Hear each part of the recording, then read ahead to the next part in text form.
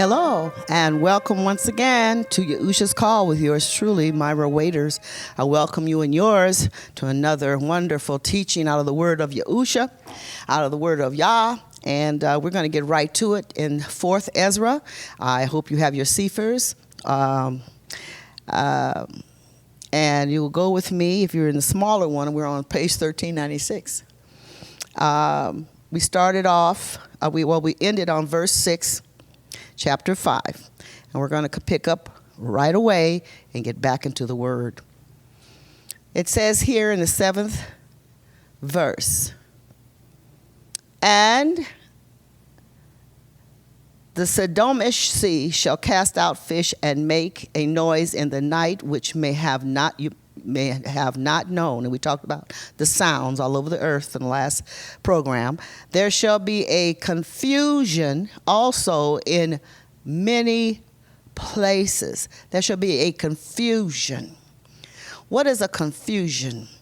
It's when you're not privy to understand what's going on and your imagination is running rampant and everyone around you.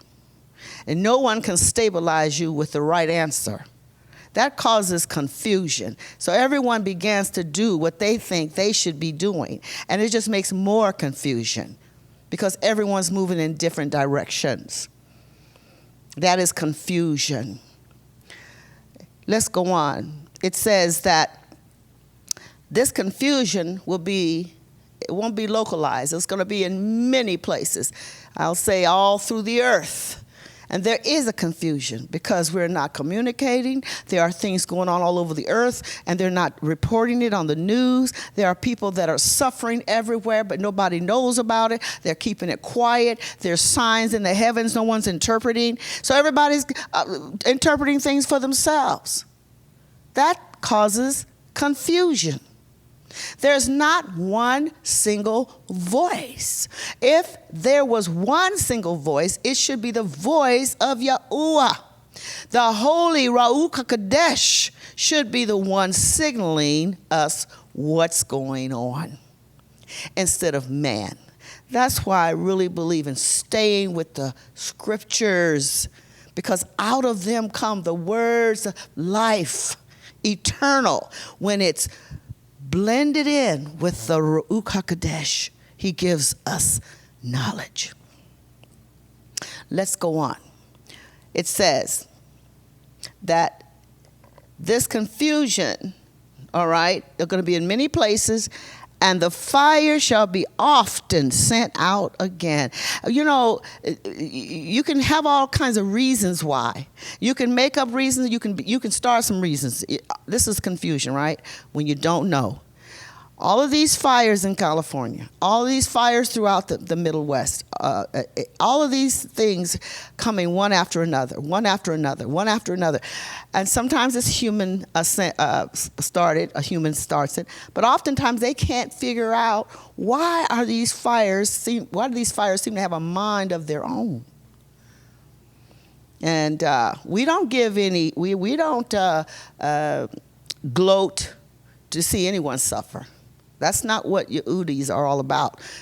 Yah's people is not gloating over people losing their homes and properties. No way.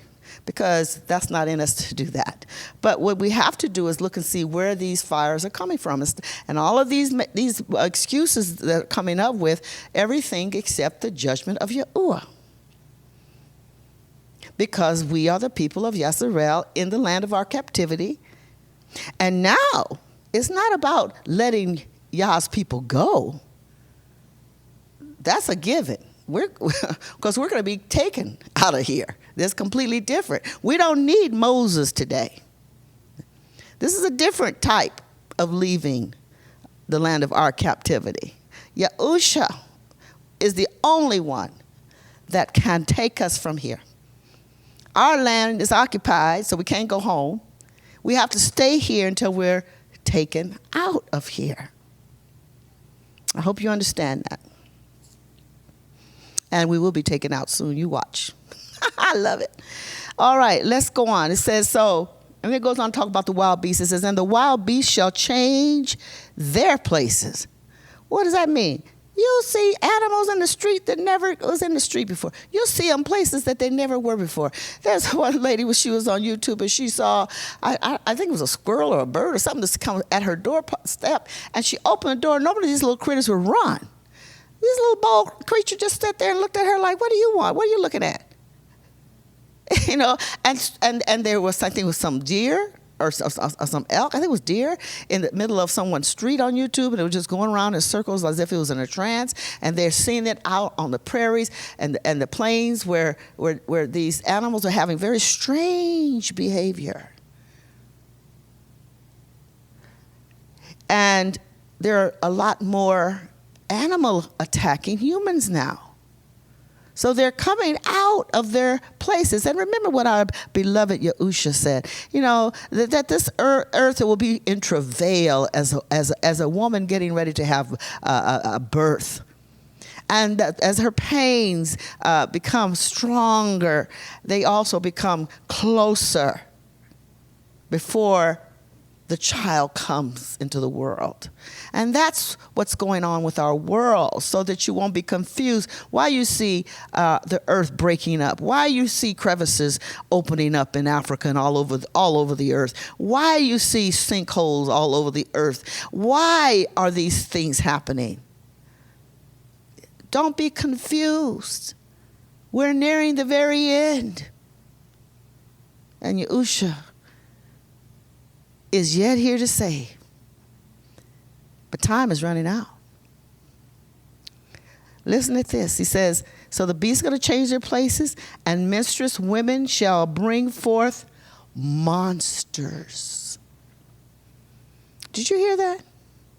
Now, I know sometimes, you know, they call them, I don't use the word kids, but in this I'm going to be taking, quote, baby's kids.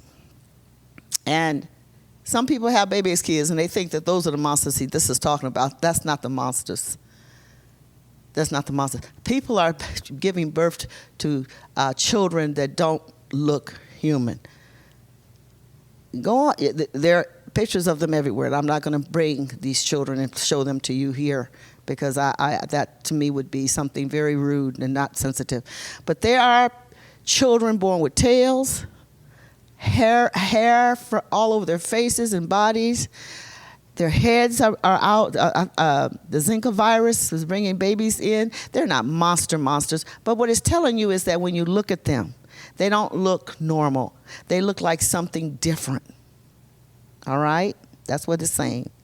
You know. And so these are signs when you see our babies being born in these ways. These are signs. It goes on to say, in the 9th verse, and salt water shall be found in the sweet. And I got to stop there, because you know the ocean is salty and your lakes and streams are not. So when the salt from the ocean starts mixing in with the fresh water, what happens? You got many fish that die. You get algae that normally wouldn't be there. People don't want to tell you that. But you get a pronounced death toll when these two collide. They're not made to be together. All right. It goes on to say, the salt water shall be found in the sweet, and all friends shall destroy one another. Listen, this happening every day. Not just friends on, on the common level. Nations that's supposed to be friends aren't getting along. And I'm not into politics, but you know what's going on in this world. You thought you had an ally, now you don't. They didn't went out and sold out to somebody else. And it's happening on every level thereafter. It goes on to say, and these are tokens we read. These are signs. These are telling us what's going on. So you don't have to be worrying about looking at the newspaper to find out what's going on. They don't know. We know it's time for judgment. Yah's judgment has come to earth. All right, let's go on. It says, then shall wit hide itself, and understanding withdraw itself into his secret chamber. Wit.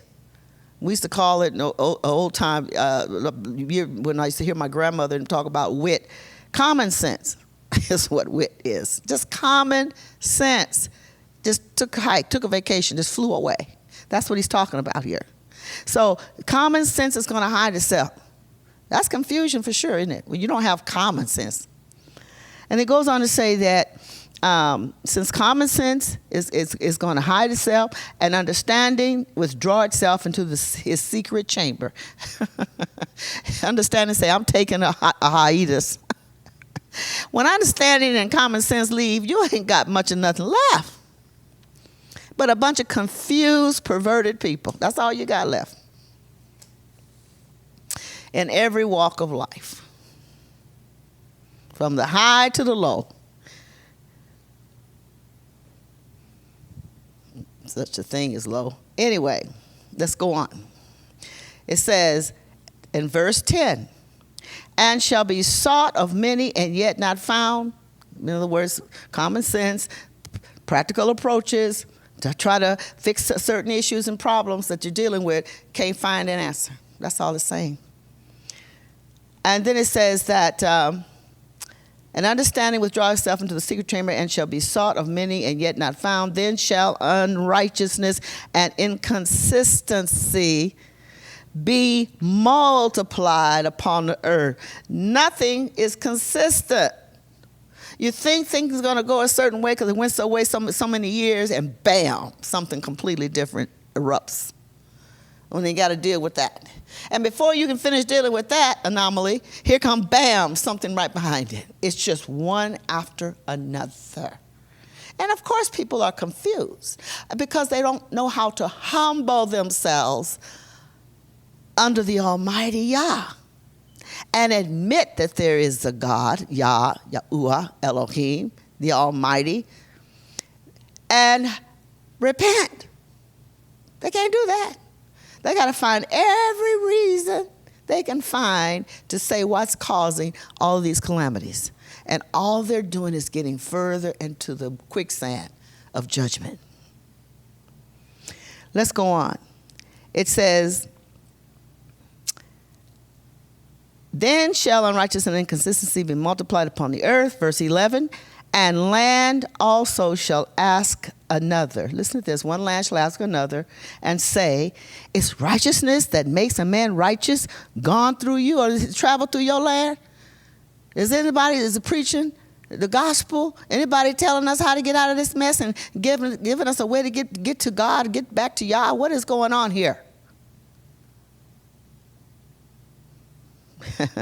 And it shall say simply, no. No righteousness is passed this way. I remember the last time I seen any righteousness. Everybody here is corrupt. I don't know about over there where you are, but everything corrupt over here. Yeah, I understand everything corrupt over here too. And this is not a joke. Verse 12, and if those who just tuned in, we're reading the 4th Ezra, 5th chapter, and now we're beginning into the 12th verse. At the same time shall men hope. You hear this? All this going on, this calamity, this no understanding, confusion, okay? All of that's going on. And so it says at the same time, there shall be men, they shall have hope. It says, at the same time shall men hope. They're going to hope for something better. Isn't that what they're saying? It's going to get better. You ever talk to people? Oh, I know it's like this now, but I just got this feeling. Everything's just going to be all right. Everything's going to be fine. Don't worry about it. It's okay. Ceiling's falling down all around the shoulder. Oh, we're going to go back to normal. Don't worry. This is just going to last for this moment. You heard that? We came through the Depression. We're not going through that again. And you almost went through another one, 2007. It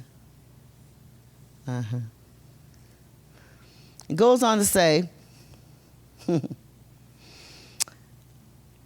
that they shall be looking for hope at the same time all this is going on, but they're not going to find any hope. You know why they can't find, you cannot find hope? Because hope is not there. Hope is another one. They must have went with understanding and common sense and all went on vacation. And that's a sad situation when you can't find anything to hope for something better. Okay, I hope it's got to. Oh gosh, it's not going to get better. No, it's not. It's going to get worse. It's going to get worse. Let's go on. They shall labor, the latter part of verse 12. They shall labor, but their ways shall not prosper. You're going to just work and work, but you can't get nowhere. You got 2 jobs. Your wife got a job. You've been trying to get your grandmother to get out there and get a job. Get your mother-in-law to get a job. But no matter how hard you work, all of you, you're not prospering. You're not getting nowhere. You can't put no money away. Every time you try to put a few dollars away, some emergency crops up and takes it. You have to go in the hock. You got to go get a loan. These are the things that are befalling the earth, and they're intensifying. They're not dying. They're intensifying. It's like that big hurricane out there in the middle of the Pacific. It's intensifying. It's not dying. It's going to meet land. And it's going to be a mess. All right, let's go on. 13, remember, we're talking about tokens of the last days. Token of the days before Yahudis and Yahshar'elites will be taken, and those that also put their trust in Yahusha. 13, to show you such tokens, again, we're talking about signs, tokens, I have leave. And if you will pray again and weep as now, and fast even 7 days, you shall hear yet greater things. So this is an angel who's speaking to Ezra the prophet. And this angel speaking the word of Yahuah to him, telling him the things that are coming upon the earth. Not in the days in which he lived, but in the days of where you live and I live. I'm going to skip down because he talks about those who wanted him to come with them as an elder, but he had to go on his fast, so he had to reject going to help them. You know, sometimes we have to not run so much. Ministers of the Most High, all of you who are and are called to do a work for Yahuah in these last days. You know, sometimes you have to lay down all the little personal trips that people want you to go on to get hold of Yahuah. You have to separate yourself, even sometimes from those things that normally you would do that are good deeds. But if it's drawing you away from getting the message of the hour, you have to put that aside. And that's what Ezra did. So he says, I'll go back down to the 19th verse where it says, then said I unto them, go your ways from me, or go away from me, and come not nigh me. So I know that I'm a leader, but right now I can't go with you. I've got to get in touch with Yah. All right, that's what's going on here. All right, let's go to verse 23, same chapter, chapter 5, verse 23. And said, O Yahuah Adonai, I don't particularly that word, but I'm going to use it, of every wood of the earth. Remember that we talked about wood in the last program, so if you don't have an understanding what wood is, go back and listen. Very easy to understand it once you understand what Yah's talking about in this word. He says, if every wood of the earth and all the trees thereof you have chosen only one vine. What is he saying? Out of all the nations, out of all the people of this earth. There are many nations, there are many peoples in this earth. Listen to this word. This is why they took these books out, because it zeroes in on who the people of Yah are, and you'll find It's not what people have been telling you. It's not this big hodgepodge of international national people. This is one people he's still dealing with. All right, let's go on. It says, and all the lands of the whole earth, okay, let me go back, I'm skipped, and said, O Yahuah, of every wood of the earth and all the trees thereof. Remember earlier, we know what wood is. You have chosen one only vine. And we know who that one only vine is, right? And all lands of the whole world, you have chosen one pit. One pit. I'll go back to that. And all the flowers thereof, one lily. One lily. And of all the depths of the sea, you have filled one river. I think you're starting to see what this means. And of all built cities, you have hallowed one, Zion. Yeah, I mean, he hasn't sanctified New York, Paris, Moscow, London.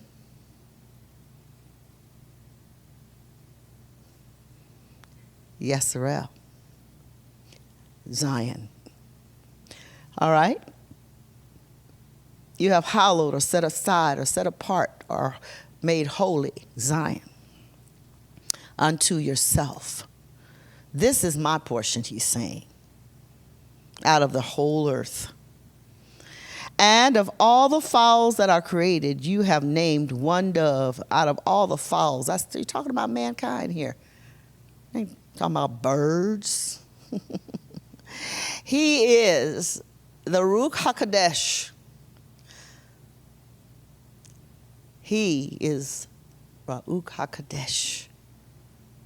Came as a dove, not a, but as a dove at the baptism of our Messiah Yahusha. Beautiful, beautiful. Goes on to say, and of all the cattle that are made, you have provided one sheep.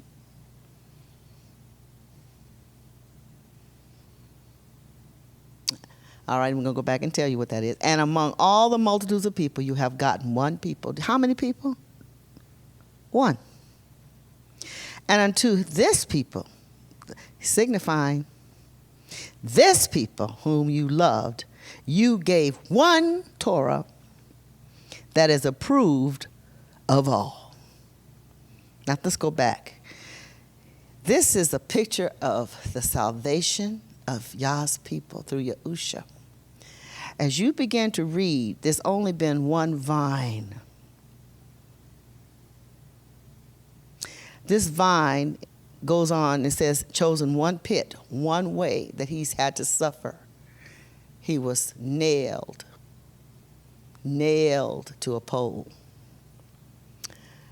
One river out of his side ran blood and water, and it signifies not only his own blood and his own water, but he is the river of life, Yahusha. Then in 26, it's talking about one dove, one spirit. Yahuah has one spirit, the Ruach HaKodesh. And then he goes on to say, one sheep. That's the people of Yahuah. That's you and I. Out of the multitudes of people, one nation, Yahshar'el. And actually one day, Yahshar'el and Yahudah will be one. One law, one Torah, one word. His word, the Torah, the law, his commandments. He didn't give out different laws to different people. One law to one people.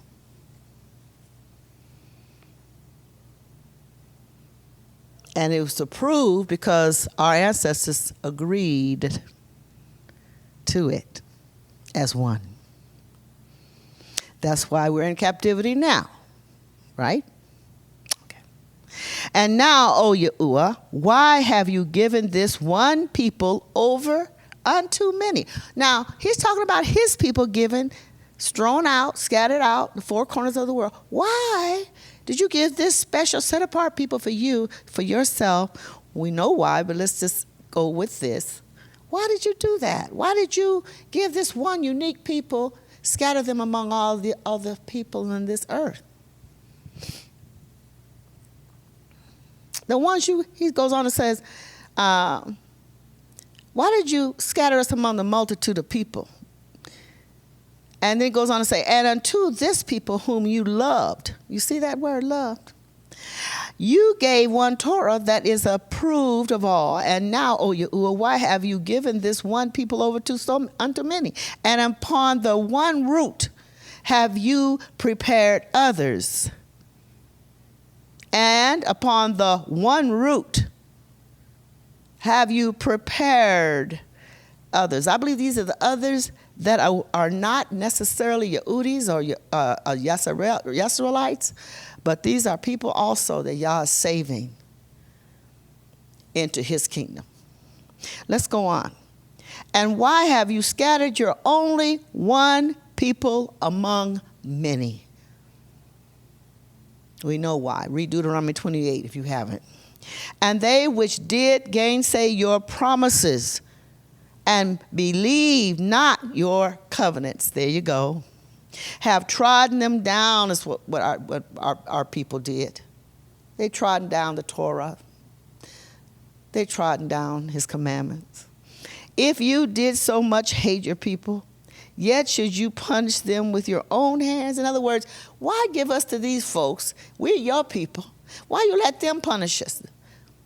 Because they knew they were greater than, because they were loved more than. People don't want to understand that, but it's the truth. So this is Ezra thinking as a man thinks. Well, then why would you say all these things we are to you, knowing that they didn't keep the Torah, right? Well, why would you give us into the hand of men? Even David knew, don't give me into the hands of my enemies when he was going to ask to choose which punishment he was going to take for taking a consensus about his strength in his armies. But he's punished for it. He took his punishment from the hand of Yah. But yet here it's saying the punishment is coming from who? The enemy. Until next time, see you on part 3. Take care. He loves you. Bye-bye.